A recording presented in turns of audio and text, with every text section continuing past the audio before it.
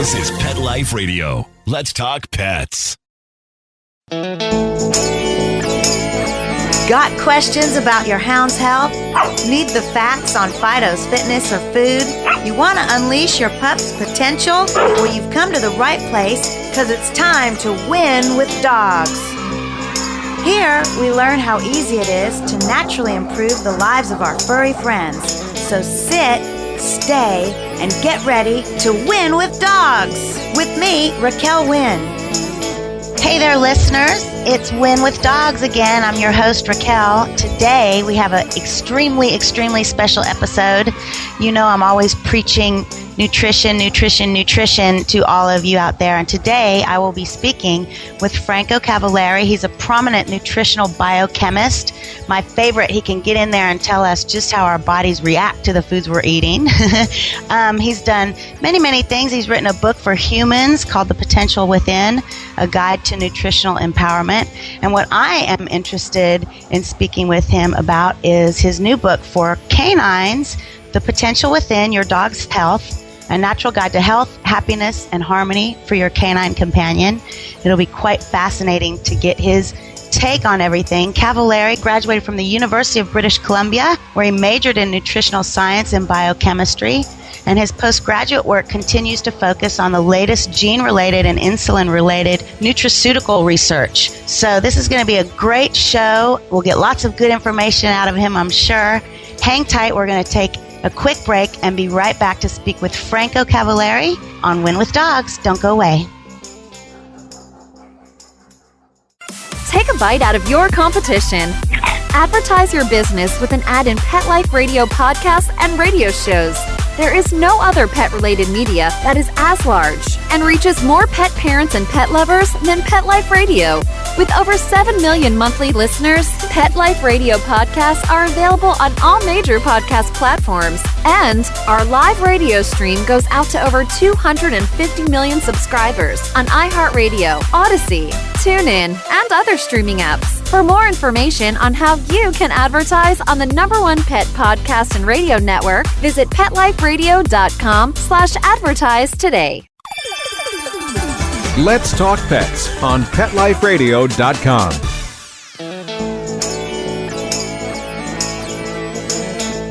Thanks for hanging around. We're back to Win with Dogs with me, Raquel Wynn, on Pet Life Radio. Welcome back. Thanks for hanging tight. As I said earlier, we are going to be speaking with Franco. He wrote a couple books. The dog book is what I'm curious to know most about. And Franco cured or recovered from a disease in his own life, which really probably caused him to put all of his research to practical use. So I'm really interested to speak with him today. Franco, welcome to the show. Thanks for being my guest. Oh, Raquel, thanks for having me.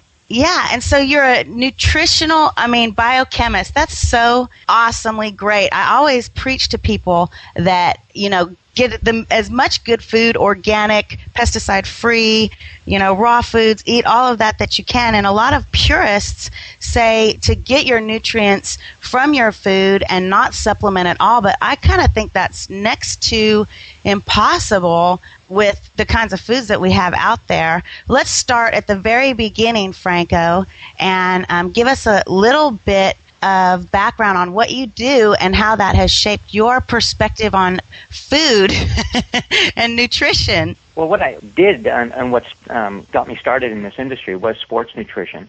When I studied at the University of British Columbia, I became my own guinea pig and began applying a lot of the research to competitive sports. And I, at one point, just before winning the North American Championships in Los Angeles, I fell ill, and it progressed to continue after the win, and I had to drop out of competitive sport for a while. But it caused me to change my research. A lot of my research in the beginning was focused on prostaglandins. These are hormones involved in inflammatory cascades. And inflammation is ultimately the chemistry that is involved with most of the diseases in the body. And so if we can control that, we actually increase our tolerance to disease. We can reduce the risk of disease. And, inflammation is involved even in cardiovascular disease. Accelerated inflammation reduces our capacity to recover from day to day, and it ages our bodies prematurely. And what totally, it breaks the cells down. Absolutely. Sorry to interrupt. Yeah. Let me back time out. Because you're talking some big stuff, and inflammation for you listeners is basically heat in the body, and we know that the body tends to overcorrect and overprotect. And what Franco is alluding to is that certain foods actually can increase or decrease inflammation in the body. And I guess the same applies to our dogs. Well, interesting thing is that our dogs, we find, are more vulnerable, and the reason why they become more vulnerable to this inflammatory stimuli or to the foods that they're being fed is that the foods themselves are more oxidized than even our human foods. You think about this: how healthy would you be if you ate out of a bag or a can 3 times a day for the rest of your life? I mean, we know that in order for food to be shelf stable. Yeah. In order for a food to be shelf stable, they have to add preservatives. The manufacturers have to destroy many of the fatty acids that are biologically active in our bodies, in our pets' bodies. And so what happens is, in order to prevent those fats from going rancid, they're destroyed during the processing. And those fats are critical for management of inflammation. Oh, my God. That's so true. And so and it's really, really disheartening because you can think you're being the perfect pup parent and getting the latest, greatest organic food and, it's got this and that. But, Franco, you're right. I mean, think about the food is in a bag. I don't care if you get the best food out there on the shelf. I cook for my dogs and I give them brown rice and raw vegetables, pureed, of course, and lean meats and such. And do you agree that food, like you're saying, in a bag or a can, even if it's touted to be organic and full of vitamins and stuff, is not the route to go for, getting the best nutrition for your dog? Is there any bagged food out there that would do the job, do you think? No, you have to think that bagged food is that. It's I call it cardboard food. It's gone through rigorous oxygen exposure and light exposure. And the inherent nutrients that used to be in the food sources obviously are damaged. But what's interesting is that people are fooled because they see this formidable list of ingredients on the bag's label. And it looks like there's a lot of stuff that's been added to it. And in fact, many manufacturers are very diligent enough to add all of the nutrients they know have been damaged during the processing. And they deliver a bag of food that's reasonable in nutrient quality. But it's impossible to maintain the integrity of those nutrients that are even added to the food long-term on the shelf. And so what I've come to advocate is the application of these supplements, like a vitamin, mineral, antioxidant supplement, to the dog's food. And I'll tell you, these animals respond so well to these nutrient supplements. The most important one that needs to be added to these foods would be the fatty acids, the essential fatty acids and the conditionally essential fatty acids. You know very well how many people are supplementing with fatty acids in their diet. And it makes a profound difference because it empowers the immune system. It's just like you said, it's a building block to a catabolic state in the body. And if we don't have this in our system, we are in a state of breakdown. And the cells, we know that billions of new cells are created in our bodies and our dogs' bodies. So the goal is to have the cells that are being replaced be healthy and not be continuing to break down, or what's called an anabolic state. And so let's just talk a little bit about what kind of supplements that you need. EFAs, essential fatty acids, are great. You can get that from, I put flaxseed oil in my dog's food. I'm a vegetarian, and so my dog isn't a vegetarian. He's close. But flaxseed oil, I do think, has a good balance of omega-6 and 3s. What other kinds of, where else can you get your EFAs from for those out there listening? Well, the EFAs you're referring to is essential fatty acids, and flaxseed is a phenomenal source. And the interesting thing is, Raquel, that our dogs require different essential fatty acid profiles than you and I need. Okay. And then again, cats require different profiles than you and I need. So if we supply flaxseed, we do supply linoleic acid, which is their essential fatty acid. And we know that, for humans, linoleic and alpha-linolenic, those are the two that are in the flaxseed. They're supplied abundantly in the right proportion for human diets. But what I often recommend is that in the dog's diet, that we use a combination of a flaxseed and a cold water fish oil. Because one of the problems would that be cod oil or salmon, anything like that? Mackerel. You would use cod, tuna, salmon, or mackerel. Those supply sufficient, omega-3 fatty acids that improve the capacity of the flaxseed to restore health. And we find that makes the biggest impact on the skin. And here's an interesting fact. You were talking about earlier how our cells turn over and replace themselves. Our skin cells and the skin cells on our dogs can actually completely replace themselves within 2 to 4 weeks, depending on the metabolism of the animal or the human. And so, wow, that's amazing.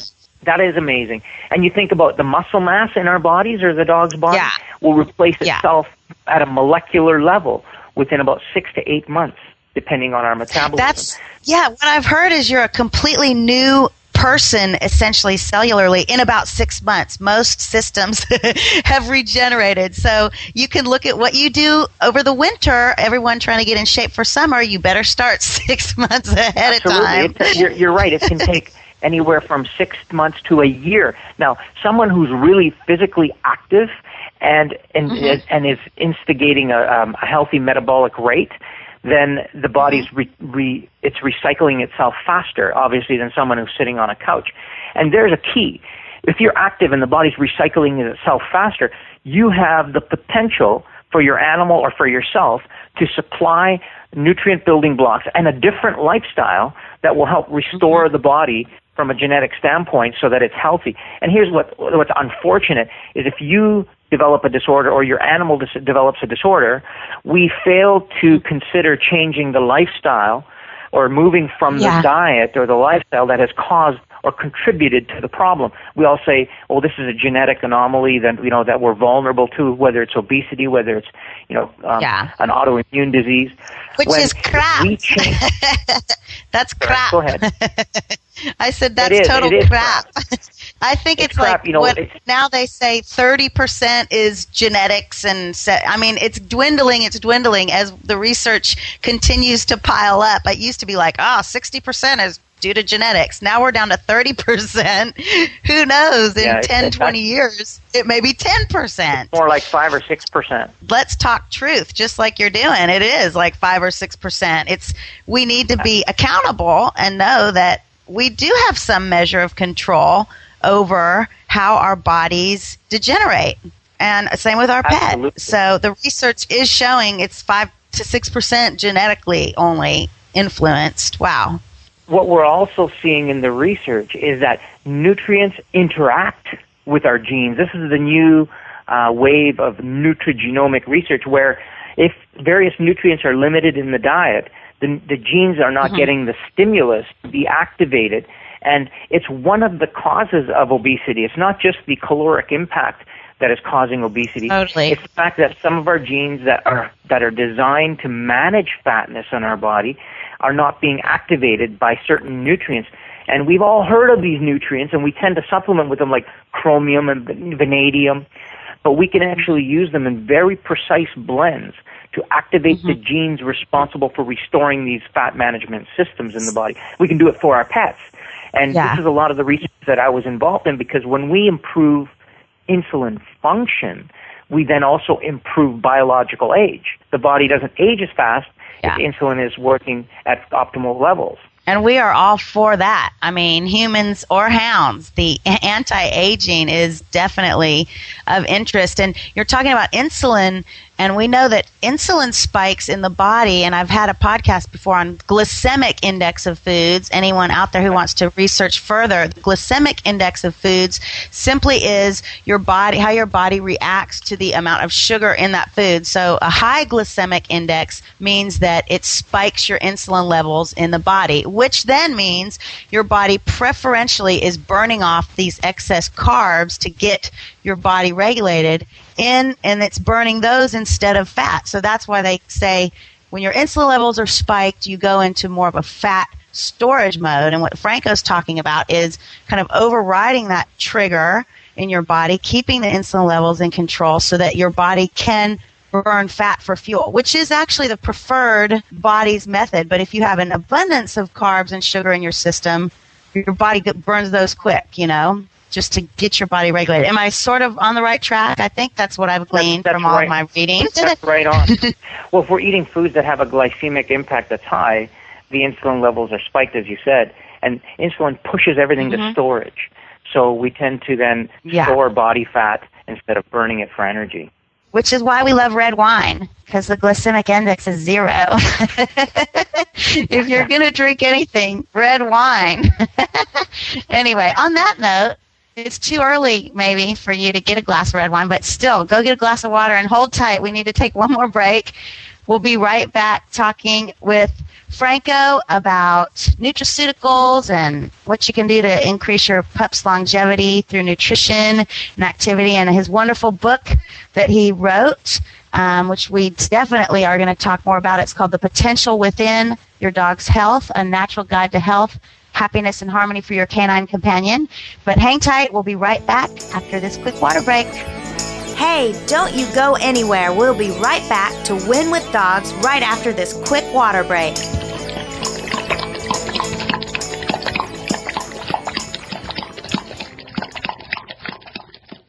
Pet Life Radio, the #1 pet radio network on the planet, joins forces with iHeartRadio to put the power of your pets in your pocket. Awesome! Download the iHeartRadio app and rock Pet Life Radio on your phone, on your tablet, on your Xbox, in your car. Pet talk, pet tunes, and fun pet times. Pet Life Radio and iHeartRadio. Positively Possum. Let's talk pets. Let's talk pets On Pet Life Radio. Pet Life PetLifeRadio.com. Radio.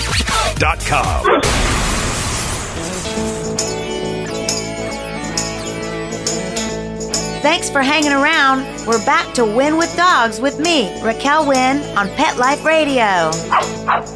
Okay, everyone, I had my snort of wine. Just kidding. We're back talking with Franco. Franco, this is such a fascinating topic. And, I mean, the fact that you study this, I just read about people like you doing the research. And I want to just get a quick list. I know we could have a long list of things that we're supposed to add, supplements. And personally, I don't like to have a huge laundry list of things I need to be taking, blah, blah, blah, blah, blah. But one thing you mentioned was essential fatty acids. That's ultra important. What about antioxidants? I think antioxidants are probably like maybe the next on the list of importance. Would that be true for our dogs as well? Oh, absolutely. In fact, when we add fatty acids to our diet, these fats, they're called polyunsaturated fats. They're vulnerable to oxidation. That means they can go rancid very easily outside the body in our food or in our body. So it's critical that we add antioxidants to the diet to improve the survival rate of these fats in the body and to protect our cells. And here's an interesting fact. Whether it's a human or dog, our cells produce antioxidants within the body. We actually manufacture antioxidants. But that manufacturing process depends on the nutrient levels in our food, for one. It's not just the oral antioxidants that we consume that build antioxidant levels in the body. However, as we age and as our animals age, that antioxidant production declines. And so these protective compounds in the cells tend to decline in concentration. And that's one of the reasons why when you look at your pet, you'll notice from age 1 to 5, they age very well. But usually a bigger dog, from age 5 to 12, they start to age quite quickly in comparison from the age 1 to 5. So there's an exponential rate of aging if the diet is not optimal. And the very reason why that happens, and the same thing happens with humans from age 50 to 100, is that the internal antioxidant production starts to decline, and then our protective network then starts to break down. And as you age, then you become more vulnerable to these diseases that can penetrate without the antioxidant saturation in the cells. But then if we compensate for this aging factor by increasing the nutrient density of the diet by adding vitamins and minerals and antioxidants, then we saturate our body with these antioxidants from dietary sources, and we're protected, and the cells are preserved, longevity is enhanced, we increase quality of life, And, when it comes to our pets and our dogs, we reduce veterinary bills. And it's ultimately the most powerful cure to disease prevention. Yeah, so you're saying then that as we age, our body's ability to combat all of the toxins that we're flooded with and all the breakdown is lessened because we don't produce the same amount of antioxidants in our body. What about, and this is just kind of way underground, I don't know what you think, but what about DHEA? Is that one of the supplements that is like a precursor to catabolic state? Yeah. I mean, what do you think about that? Have you studied? I've heard a lot about DHEA. DHEA is a phenomenal supplement to take. But what about for dogs? Dogs, it's a great thing to take at after age. And again, it depends on the breed because some breeds tend to, so to speak, biologically age at a faster rate. But if we're talking about a small dog, I have a Jack Russell, for example, that's 23 pounds, and he's a pretty big Jack Russell. But when he's age 10, he's actually age 10 now, but he will qualify for DHEA supplementation. However, with DHEA, it's kind of a delicate matter, even with humans. Before one embarks on supplementing with DHEA, you should test to determine what your serum DHEA sulfate levels are, and at that point, then you would take, a 25 milligram dose and increase by 25 milligram increments as required, because it can backfire if you take too much of it when it's not needed. DHA can be converted into hormones that can also be estrogenic in the male's body and cause other things to happen in the body. So we don't want that. We don't want boobies on our men. You have actually invested in making supplements for dogs and cats called Biologic Vet. Am I correct? Yes, that's correct. Yes. And so if people are interested in getting any, how do they go about getting into your program for their dog? There are two different websites. One's an information source, which is if you go onto yourdogshealth.net, that speaks to the books and the research that I was involved in since 1990, and that will lead you into the other website. If you want to skip all that and you go straight into learning about the products that came out of that research, then you would go to Biologic Vet. That's BIOLOGIC vet.net. And basically what I've done is created various formulas that target different conditions. And the interesting thing that I mentioned earlier is that, various nutrients now have been recognized to intimately interact with genes to turn them on or off. And so this is what fascinates me. So talk about that. It's an amazing science because, we found that oxidation, for example, which is prolific in our environment and has caused us to age faster, oxidation is responsible for accelerating genes that are responsible for inflammation. And so if we're able to block this oxidation with specific antioxidants that protect different genes, it's not just general antioxidants like vitamin E, these are specific plant-derived antioxidants that protect the genes from this oxidation. We help the body maintain inflammation naturally. So what we're doing is restoring the body's ability to naturally control ailments. And I'll tell you, one of the biggest places or biggest ailments that we found improvement in is allergies and skin disease. You know how bad allergies are with humans, and asthma is in the human population. The frequency and the rates are increasing tremendously. And it's not just because of the pollutants and the irritants and the allergens in the air or in the environment. It's also because what we're doing is eating oxidized food that preloads our cells with the wrong fatty acids that when triggered by the allergens, react in a way that's not natural. And so if we're able to control the diet to improve the quality, but if we add these bioflavonoid antioxidants that protect the cells, the body's not reacting to allergens the way it would normally. We have animals that have skin diseases that were taking prednisone and other which is the worst. Antibiotics. I hate that drug. I hate prednisone. I'm on the record. That's unbelievable. These animals responded so well to this product that they'd come off prednisone. And you see, I started to consult with veterinary clinics, taking their cases that were most difficult. In fact, we had one where the owner said, "We can't deal with this anymore. We've spent $3,000 this year on treating this animal's skin. It's suffering. We need to put this animal down. Nothing else is working." And in 3 weeks, using this system, their animal's health is restored. And we hear these stories all the time. Totally, all the time. And I wonder why it's so hard for people to get their brains wrapped around the fact that you are what you eat. I mean, and also to not just assume that the food company has our best interest necessarily at heart. I mean, they're a company, they're marketing, you know what I mean? But do you feel like it's changing? Are people becoming more open to, receiving this message? I mean, I would think with the results they would be. See, people in general in the past may not have been as informed, and today people who are looking for natural means are more informed, for one.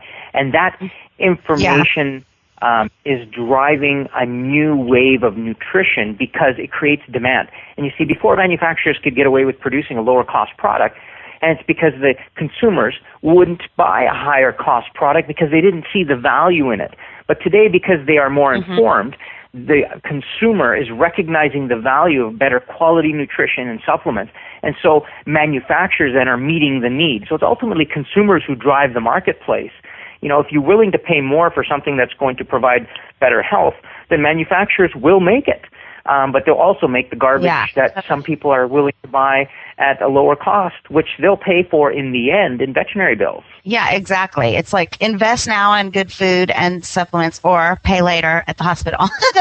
And Absolutely. The thing is we're all going down.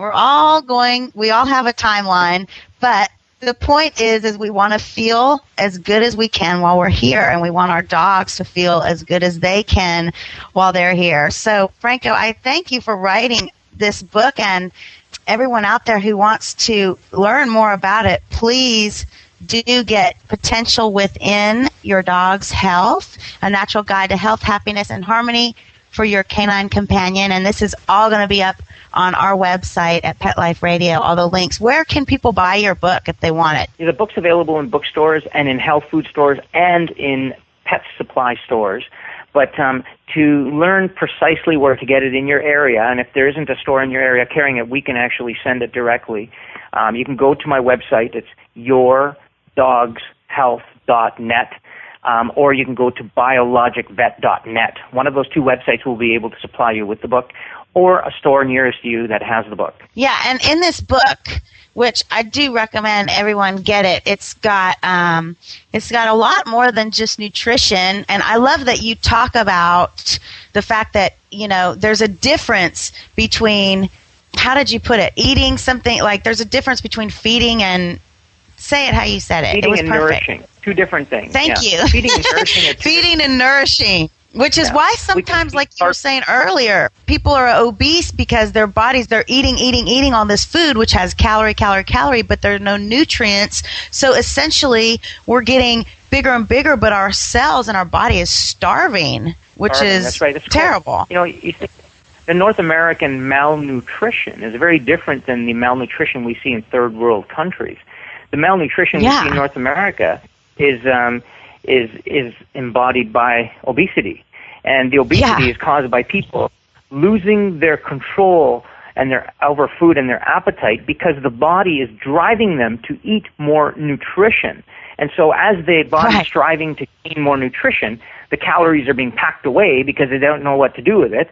And if we raise the nutrient density of the diet by adding nutrients like supplementation, and these are the supplements juicing is another way to do it too. But absolutely. Anyway, with juicing, you have to be careful because you can increase the glycemic index of your diet overall because juices will have a lot of sugars. But if you balance it, like a lot of people will diet exclusively on juice, and that's great because the caloric intake is down, the nutrient density is up.